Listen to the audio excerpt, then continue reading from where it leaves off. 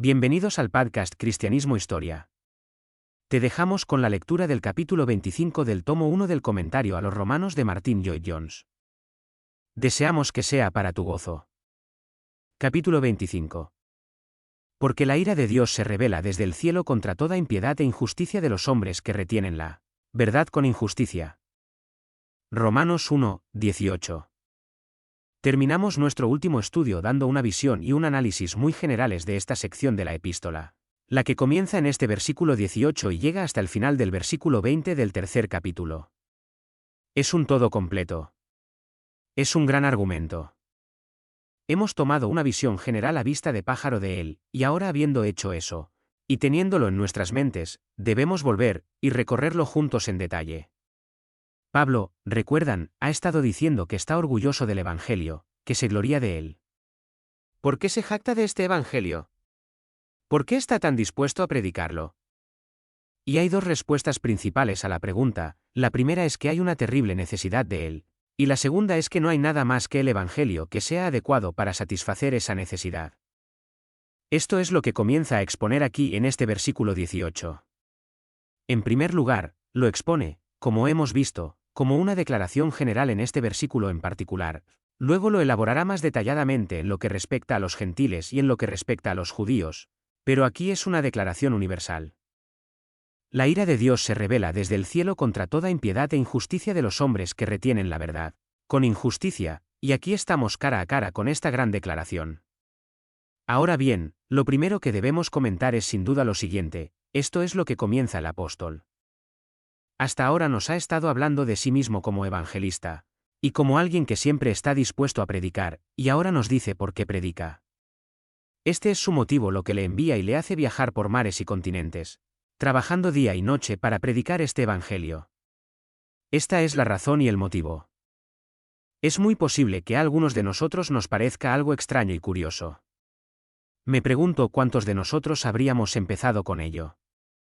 Si tuvieran que dar las razones por las que hablan a la gente sobre el Evangelio, y por qué les hablan del Evangelio, o, si tienen el privilegio de predicar, las razones por las que lo hacen, me pregunto si empezarían con esto, con lo que empieza este hombre. ¿Por qué está dispuesto a predicar el Evangelio en Roma o en cualquier otro lugar? No dice que es porque sabe que muchos de ellos están viviendo vidas derrotadas y que tiene algo que decirles que les dará la victoria. No les dice, quiero venir a predicarles el Evangelio en Roma porque he tenido una experiencia maravillosa y quiero contársela. Para que ustedes tengan la misma experiencia, porque pueden hacerlo si lo desean, está ahí para ustedes. Eso no es lo que hace Pablo. Esto es lo que comienza. Aquí no se menciona ninguna experiencia. No está hablando en términos de su felicidad o de algún estado de ánimo particular, o de algo que pueda atraerles, como lo hacen ciertas posibilidades, sino de esta cosa asombrosa y sorprendente, la ira de Dios. Y la pone en primer lugar, es lo que dice de inmediato, aquí está el motivo del evangelismo. Aquí está lo que urgía e impulsaba a este hombre, porque la ira de Dios se revela desde el cielo contra toda impiedad e injusticia de los hombres. El apóstol se interesa, en primer lugar, por la relación de los hombres con Dios, por su posición ante Dios, por su destino eterno cara a cara con Dios. En otras palabras, el evangelio que predicaba el apóstol Pablo nunca estaba centrado en el hombre, siempre e invariablemente estaba centrado en Dios. Ahora bien, para mí esto es algo verdaderamente asombroso, y cuán importante es que le prestemos atención. Qué importante es, en otras palabras, que nuestro estudio de la Biblia sea espiritual y no mecánico. Qué fácil es llegar a esto y clasificarlo y decir, sí, la ira de Dios, y luego pasar rápidamente. No podemos permitirnos hacer eso. Lo que este hombre hace, me enseña tanto como lo que dice. Estoy llamado a predicar el Evangelio, a ser un evangelista, todos somos evangelistas en estos días. Ahora bien, ¿por qué debo evangelizar? Mis queridos amigos, no basta con que usted y yo tengamos claro el Evangelio. Nuestros métodos de evangelización deben corresponder a las Escrituras tanto como nuestro mensaje, y aquí está el método. Comienza con la ira de Dios, no con las necesidades de la gente como tal, no con las cosas que les preocupan, no con ese pecado que les abate, que no pueden superar, ni con su infelicidad, etc. En absoluto. No menciona estas cosas. En cambio, habla de la ira de Dios. Sin duda, esto es de crucial importancia para todos nosotros en un momento como este. Y quiero, por lo tanto, apartarme por un momento para mostrar que así es como la Biblia lo plantea en todas partes desde el principio hasta el final. Lean el Antiguo Testamento, lean cada mensaje profético, y encontrarán que siempre es lo mismo. Esos profetas siempre estaban recordando a los hijos de Israel su relación con Dios. A eso les hacen volver. No a los problemas personales como tales, en primer lugar, ellos siguen. Todas las experiencias son secundarias, no debemos empezar por las experiencias. Empezamos por la posición, el estatus, la posición en la presencia de Dios. Puedes sentirte perfectamente feliz y, sin embargo, puedes estar condenado. Puedes tener una falsa alegría y una falsa paz y una falsa emoción en tu vida. La historia de la Iglesia está llena de tales experiencias. No hay que empezar por ahí. Y si usted y yo tenemos algún tipo de paz o alegría, o alguna experiencia de liberación, o de poder dejar un pecado, o cualquier otra cosa, aparte de esta primera cuestión de nuestra relación con Dios, pues estamos negando la enseñanza de este apóstol, como estamos negando el mensaje de toda la Biblia. Los profetas siempre comenzaron con esto. Cuando se llega al Nuevo Testamento se encuentra a Juan el Bautista haciendo exactamente lo mismo. Lo primero que dijo Juan el Bautista a la gente que venía a escucharle no fue: «Habéis venido a tener una experiencia dada», sino: «¿Quién os ha advertido para que huyáis de la ira venidera?». Lo mismo, como veis, está igualmente claro en el mensaje y el método de nuestro bendito Señor mismo. Entonces escuche a Pedro predicando en el día de Pentecostés. ¿Qué hace? Expone las Escrituras, mostrando a los hombres su relación con Dios. Y el efecto de ese sermón fue hacerles gritar: «Hombres y hermanos, ¿qué debemos hacer?». Estaban cara a cara con Dios. Y al leer los sermones del apóstol Pablo en Hechos 13, 14, 17 y 20 especialmente, encontrarán que siempre lo fue. Ahora bien, esto es tan vital por esta razón, es esto en particular, de lo que estamos hablando en este momento, lo que diferencia el mensaje cristiano de todos los cultos. Hay tantos cultos que se ofrecen a los hombres en el mundo de hoy, y todos vienen y les ofrecen la felicidad, les ofrecen la liberación de algo que los deprime. Ese es siempre su enfoque, por supuesto, tiene que ser así, deben tener algo que recomendar, y hacen que su mensaje particular sea tan atractivo. Has sido miserable, ven con nosotros y serás perfectamente feliz. Has sido derrotado, haz esto y todo estará bien. Es tan fácil. Es tan sencillo. Esa es la característica de la secta. Lo único que hace imposible que usted pueda poner este evangelio en línea con las sectas es que invariablemente comienza con Dios, y mantiene a los hombres y mujeres cara a cara con Él y su relación con Él. Pueblo cristiano, nunca representemos el evangelio de tal manera que los hombres y mujeres puedan confundirlo con una secta. Seamos bíblicos tanto en nuestro método como en nuestro mensaje. Esto me tambalea, como he dicho. Que lo primero que nos dice Pablo sobre sus razones para predicar el evangelio, que es un camino de salvación tan maravilloso, sea, la ira de Dios se ha manifestado. Pero sigamos, pues, observando que el hecho de que nos tenga cara a cara con Dios no es algo vago o indefinido.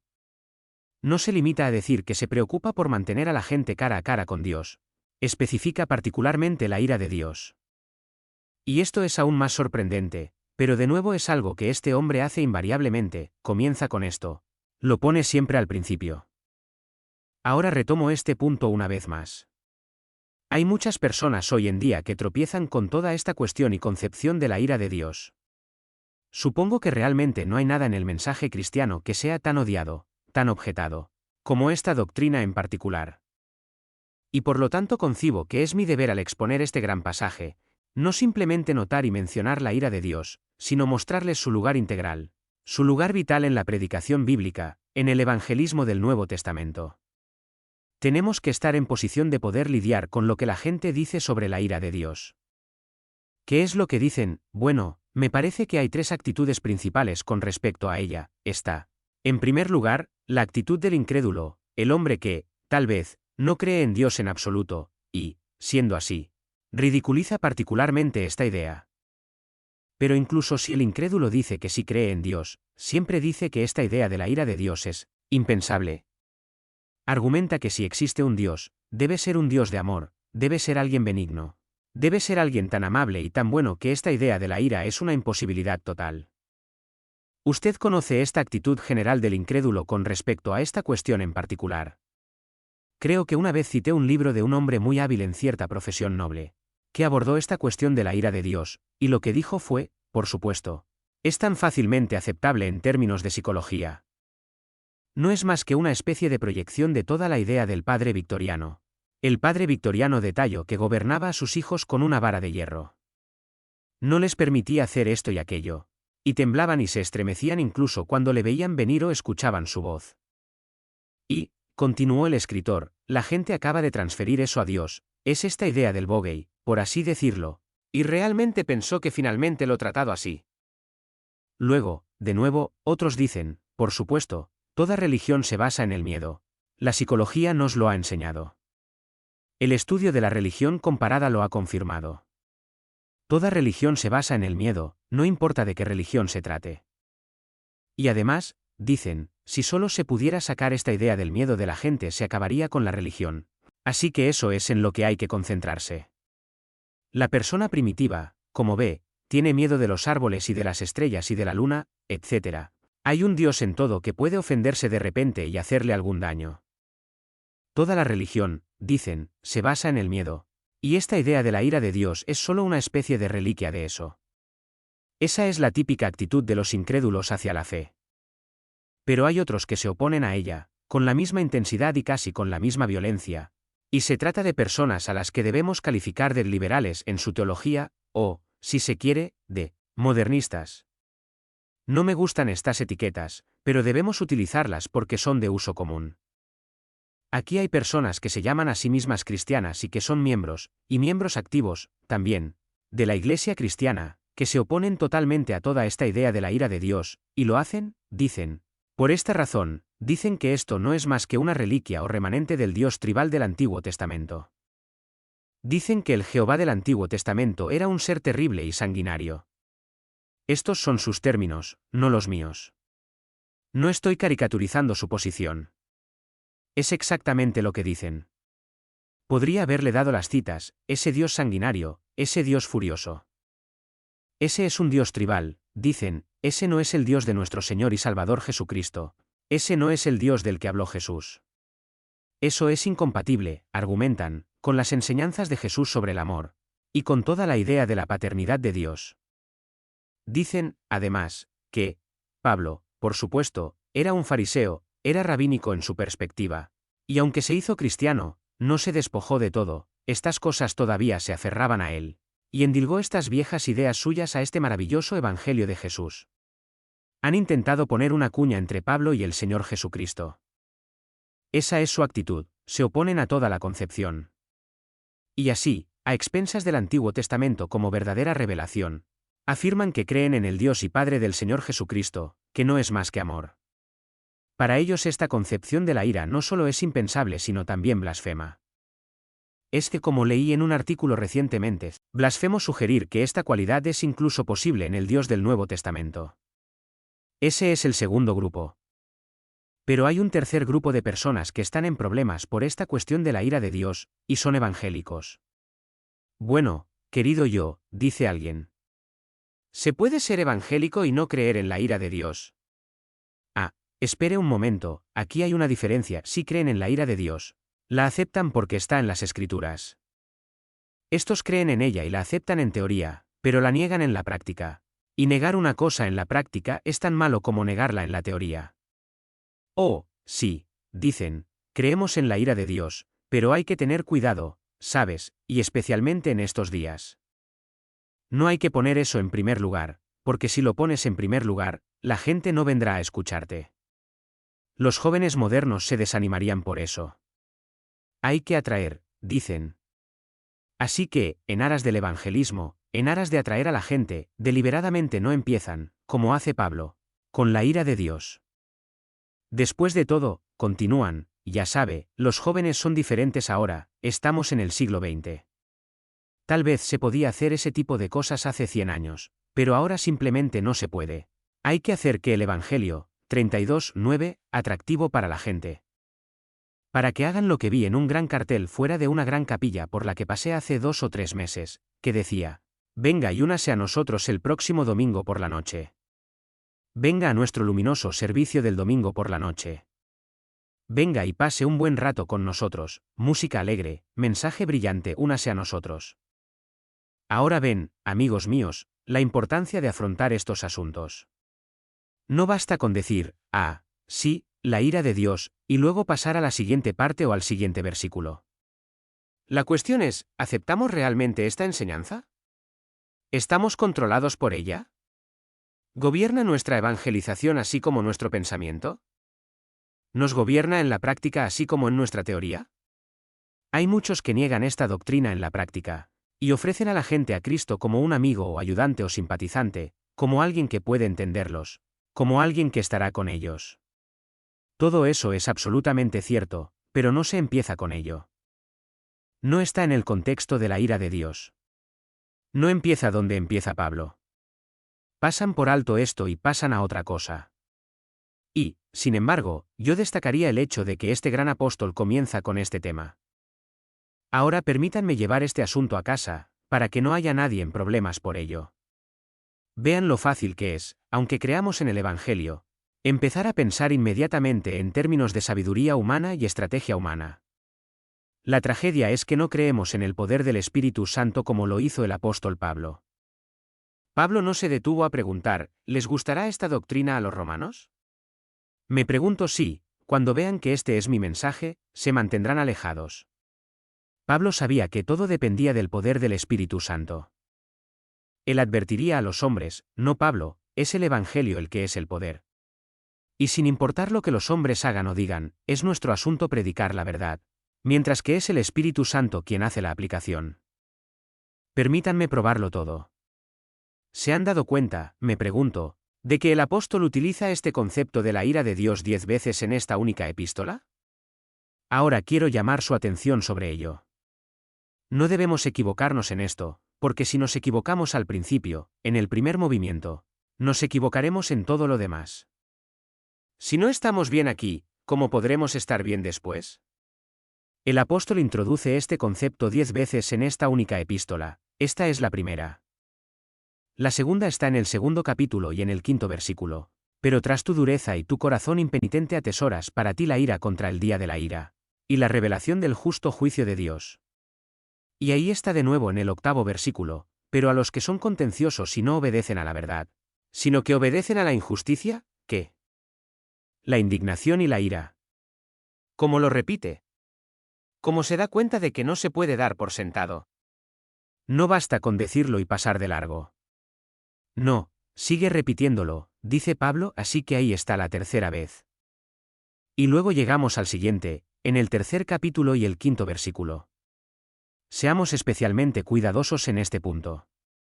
Leamos primero cómo traduce la versión autorizada Romanos 3, 5. Pero si nuestra injusticia alaba la justicia de Dios, ¿qué diremos? ¿Acaso es injusto el Dios que toma venganza? Ahora bien, esa palabra, venganza, es una traducción desafortunada. La versión revisada es mucho mejor aquí. Lo pone así, ¿es injusto Dios que visita con ira? Si nuestra injusticia alaba la justicia de Dios, ¿qué diremos? ¿Es injusto Dios que visita con ira?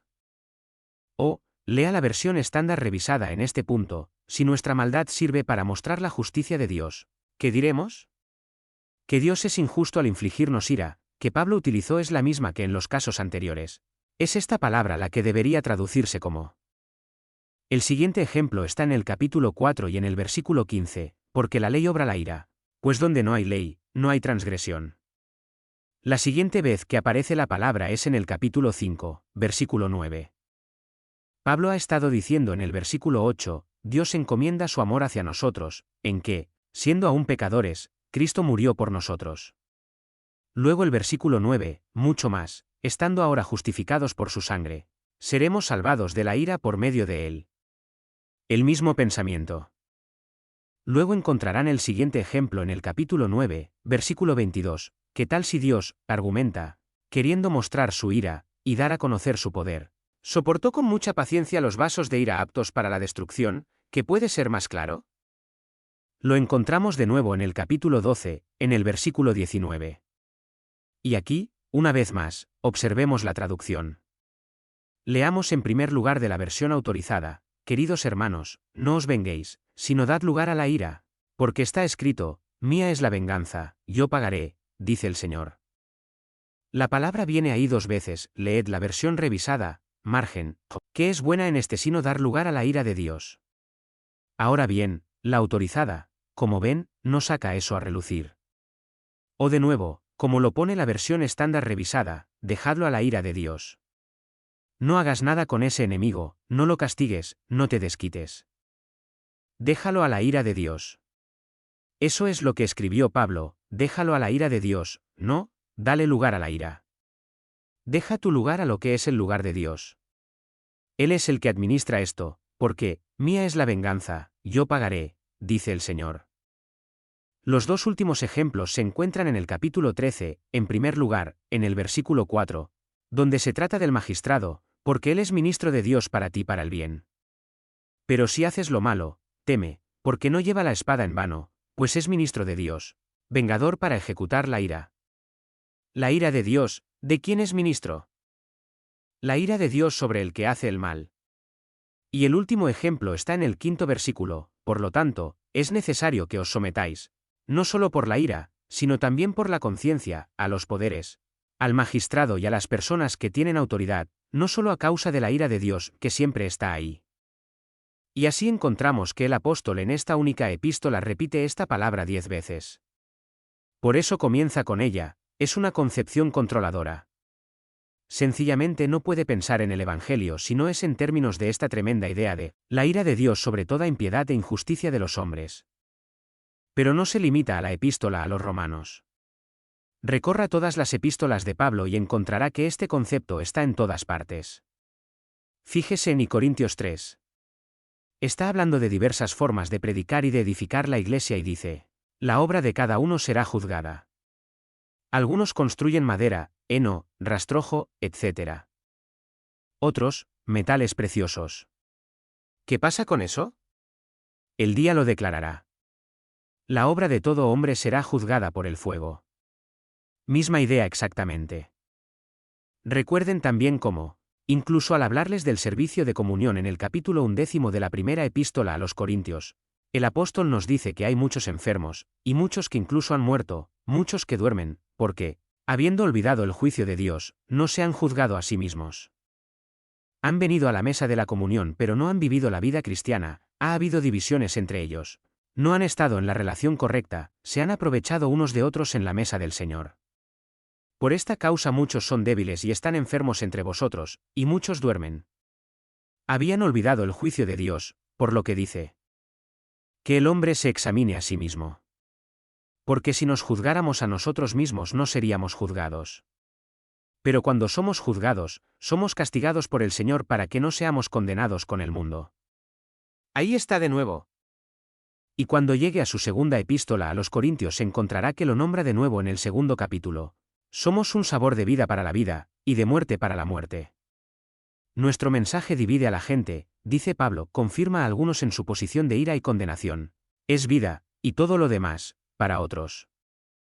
Luego, de nuevo, en esa gran y notable declaración en el 5º capítulo de la segunda epístola a los Corintios, tiene la misma enseñanza de forma absolutamente clara y sencilla. ¿Por qué predica como lo hace? Bien, recuerdan la respuesta: no es solo que el amor de Cristo nos constriña, sino que estas cosas deben ir siempre juntas, el amor por un lado, ¿y qué más? Todos debemos comparecer ante el tribunal de Cristo, y dar cuenta de las obras realizadas en el cuerpo. Conociendo, pues, el terror del Señor, dice este hombre que conoció su amor tan generosamente, conociendo, pues, el terror del Señor. Amigos míos, esta idea ha desaparecido de nuestras iglesias, ¿no es así? No solo no se encuentra entre los incrédulos o los modernistas, sino que ha salido de las iglesias evangélicas. Nosotros somos brillantes y alegres. Venga y únase a nosotros y pase un buen rato. Hacemos nuestras bromas para que la gente se sienta cómoda mientras empezamos a evangelizar. El terror del Señor, dice Pablo, el saber que tendrá que comparecer ante el tribunal. ¿No nos hemos alejado bastante de este hombre y de su método? Ya ve lo que ocurre si no empieza por donde empieza Pablo, todo su método se vuelve erróneo. Está interesado en atraer a la gente y entretenerla en lugar de confrontarla con esto con lo que todos debemos empezar. O de lo contrario estamos en terrible peligro. Vaya a la epístola a los Efesios, y allí está de nuevo en el segundo capítulo, el tercer versículo, entre los cuales todos tuvimos nuestra conversación en tiempos pasados en los deseos de nuestra carne, cumpliendo los deseos de la carne y de la mente, y éramos por naturaleza, ¿qué? Hijos de la ira, como los demás. Está en todas partes, amigos míos.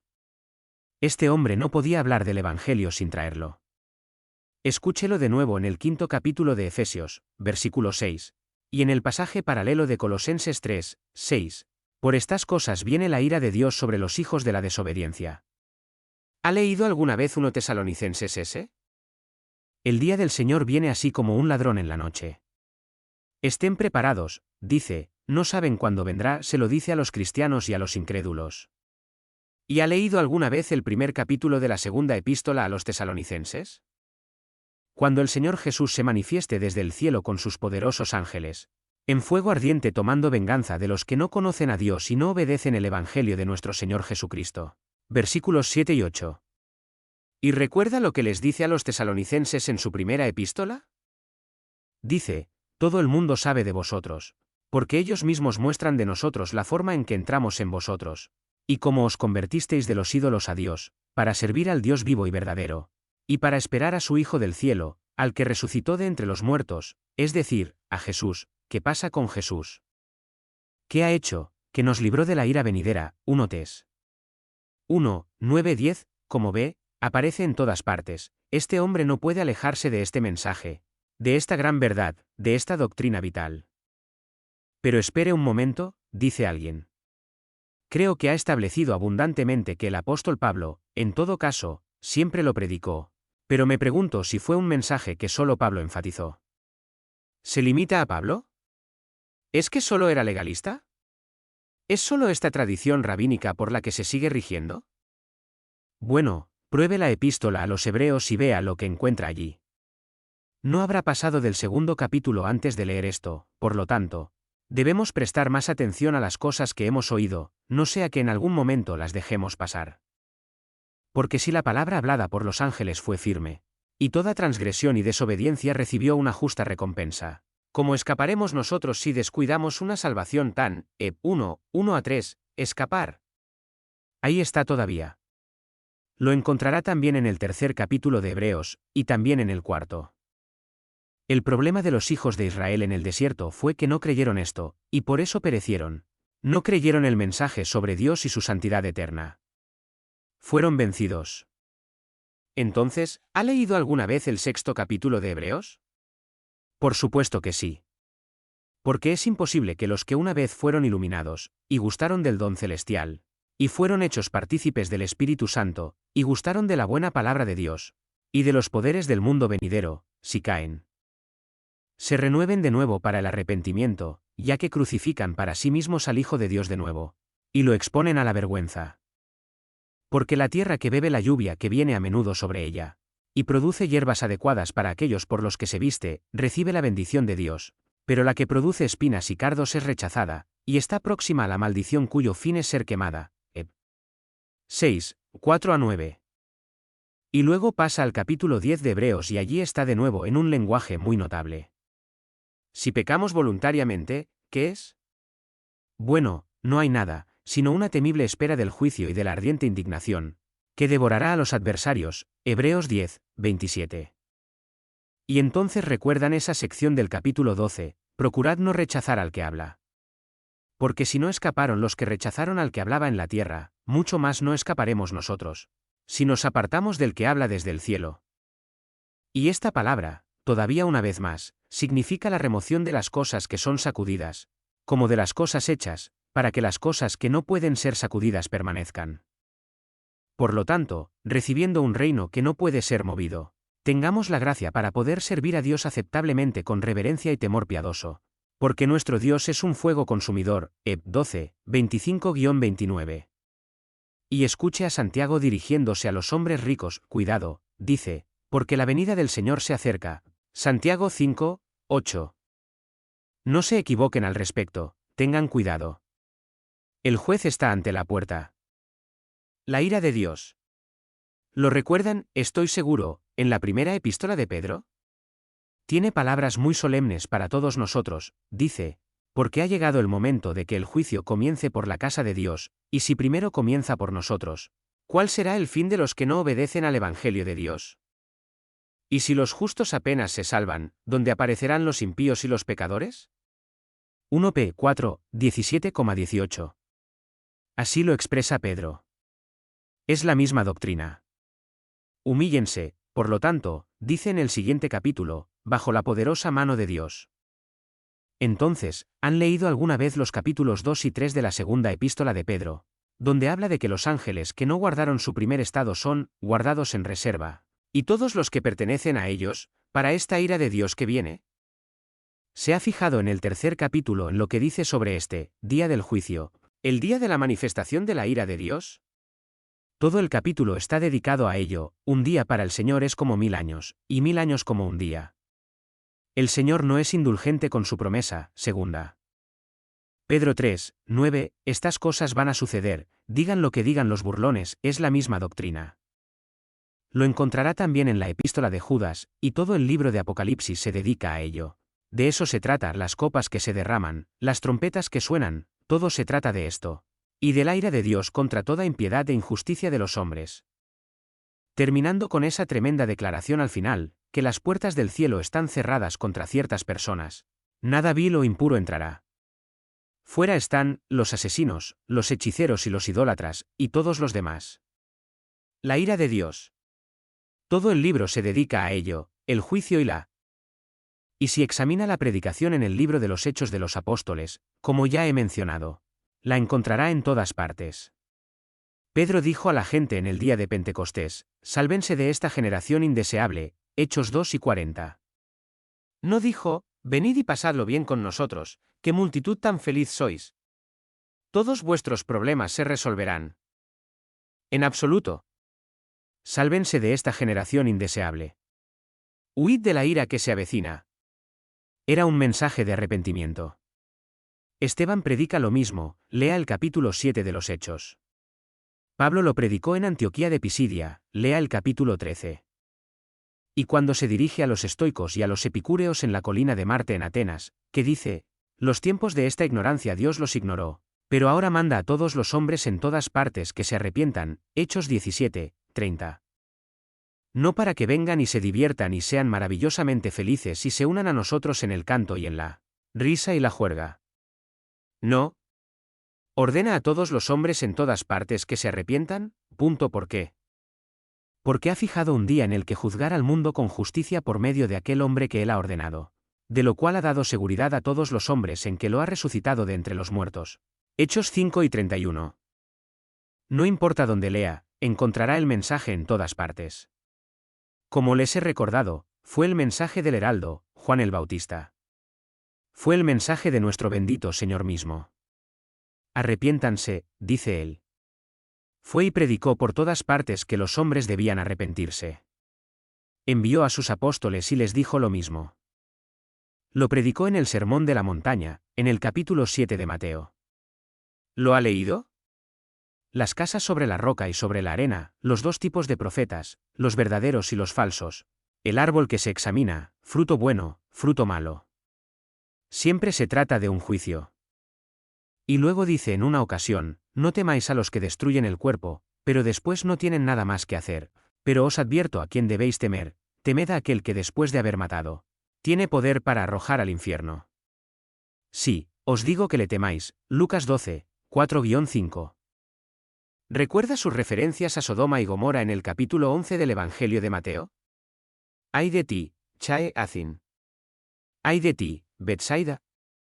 Será más tolerable para la tierra de Sodoma en el día del juicio que para ti. Y lo mismo con las otras ciudades, incluso Tiro y Sidón tendrán un destino mejor que el que les espera. ¿Has leído Mateo 24 y 25? Todo se refiere a esto, y se dedica por completo a esta poderosa doctrina de Dios como juez. Y luego vayan a Lucas 16 y escuchen a Cristo hablando sobre Daibs y Lázaro, el hombre rico en el infierno. Daibs en el infierno y Lázaro en el seno de Abraham.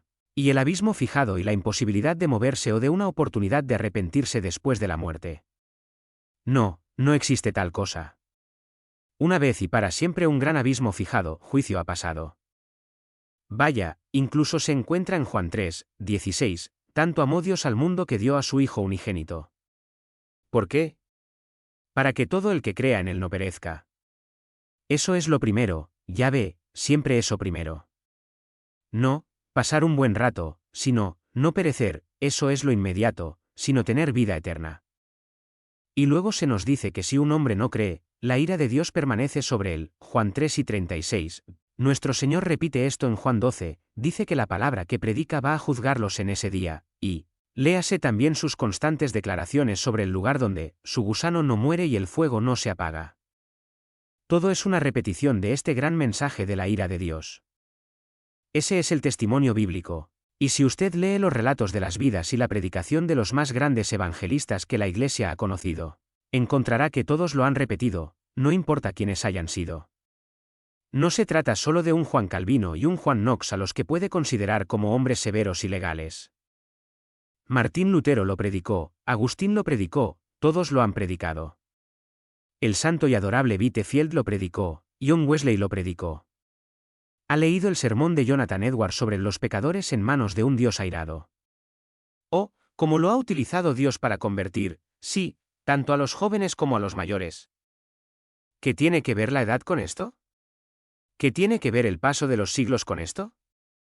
Dios no cambia, sigue siendo el mismo fuego consumidor. Y a menos que la gente venga a Él porque quiere conocerlo y amar su tipo de vida, no tiene sentido que vengan. El negocio del Evangelio es llevar a la gente a Dios, y reconciliarla con Dios. No para llenar las iglesias. No para tener buenas estadísticas, sino para reconciliar a los hombres con Dios, para salvarlos de la ira venidera. Digo, por tanto, que si nuestra evangelización y nuestro evangelismo han de ser bíblicos debemos, con el apóstol Pablo, empezar siempre e invariablemente con esto, porque la ira de Dios se ha manifestado desde el cielo contra toda impiedad e injusticia de los hombres. Confieso libremente que no puedo entender a un evangelista jocoso. No puedo entender a nadie que crea esta doctrina, por cualquier razón o por cualquier motivo, siendo ligero, o considerando los sentimientos de los hombres, en lugar de la verdad y el poder del Espíritu Santo para aplicarla. Vuelva a leer las vidas de los hombres a los que Dios ha utilizado de la manera más poderosa, y encontrará invariablemente que eran hombres serios, hombres sobrios, hombres con el temor del Señor en ellos. Conociendo el terror del Señor, decían todos con el apóstol Pablo. No tenían miedo de la gente ni de lo que pudiera pensar del mensaje, solo tenían miedo de lo que Dios pudiera pensar de él, y por eso empezaron con él y lo proclamaron. Y Dios lo utilizó. Y los que creyeron en el Evangelio gracias a él comenzaron a experimentar las maravillosas bendiciones de la paz, y la alegría, la liberación y el poder, y empezaron a tener vislumbres de esa bendita y eterna esperanza. Oh, que Dios nos dé una comprensión tal de esta verdad poderosa, tremenda y sobrecogedora, para que en nuestros días y en nuestra generación lleguemos a ser más como estos hombres, y así ministremos para la gloria del único Dios verdadero.